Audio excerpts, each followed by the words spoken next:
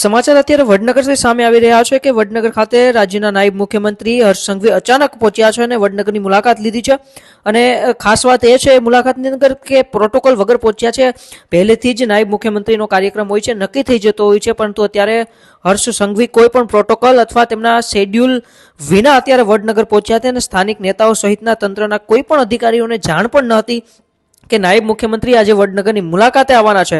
પરંતુ નાયબ મુખ્યમંત્રીની મુલાકાત અંગે કોઈને જાણ ન હોવા છતાં નાયબ મુખ્યમંત્રી અચાનક વડનગર પહોંચ્યા અને વડનગરના જોવાલાયક સ્થળો સહિત મેડિકલ હોસ્પિટલની પણ મુલાકાત લીધી.